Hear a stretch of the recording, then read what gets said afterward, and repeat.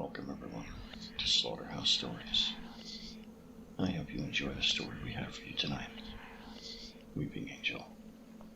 Recently in 2011, I moved into a house with my wife, Isabella. We were expecting a baby in November, so we had to make sure everything was right. We met with the real estate agent, who greeted us with what seemed like a very happy face, as if we'd been gone for ages. He shook my hand and took us to the house. When we arrived, the house looked very modern. It was luxurious. It had a large back garden with all the garden gnomes and statues. I asked him about those statues, and he looked confused. I never noticed him, he said. Just ignore him. The owner will probably come collect him. I walked through the front door. I noticed something off. A pigeon in the house. It had made a nest in the front room, and now the house looked very disturbing and old. My wife, being a very strange woman, told me the pigeons in the house were a bad omen. We spoke with the real estate agent and asked if we could check the other two houses we wanted to look at. As we left the house, I noticed one of the statues had moved its hands from its face.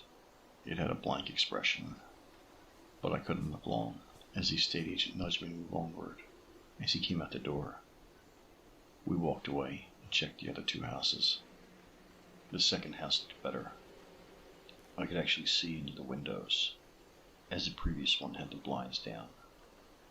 I could already see a mirror and a golden cup on the sideboard. I had high hopes for this house. We opened the front door and noticed one of the statues in the garden, but I paid no attention to it.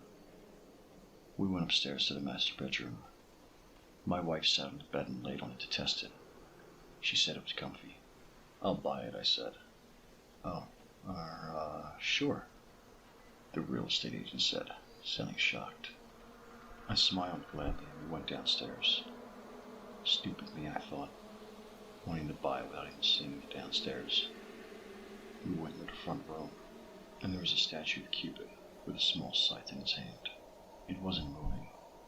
It was just there. Can we get this removed? My wife doesn't like it, I asked. How about that kitchen? The agent said, trying to direct the conversation to something else.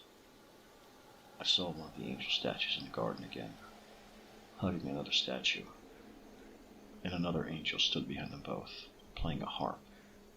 Can we remove all of these statues? I asked. I think they are better off here, the agent said. Ouch, the baby's kicking, my wife exclaimed. It's okay, calm down, I told her. I looked back up to see the statues hugging each other, both standing up. The other statue was looking at us. I looked behind me to see the Cupid statue had moved. I looked back, the angels got closer, as did the Cupid. What the hell is happening? I yelled. I turned to find one of the statues right in front of Isabella. It had its eyes fixated on her. I took Isabella by the hand and ran out of the house. I noticed the real estate agent had disappeared, so I shakily dialed his phone number. He didn't respond. We ran into the streets and saw the angels chasing us. 2 years later, I am now living happily with my wife. She seems to be counting down right now, next to me in the rocking chair. I've asked her to stop, but she won't. I guess she's just stressed. We live with my friend Bill. He's a nice guy, but he is a bit odd. I sure hope that the baby's okay. Speak up. The bodies of 2 men and a woman have been found. The investigation on Taverley Street will close down the entire city. A strange killer is on the loose, it seems. Stay indoors, lock up, and keep your expensive things out of sight. This is classified as an urban attack. Please, stay indoors. You may be killed on sight. Thank you for listening. If you enjoyed tonight's story, please like, share, and subscribe. And until next time, stay spooky.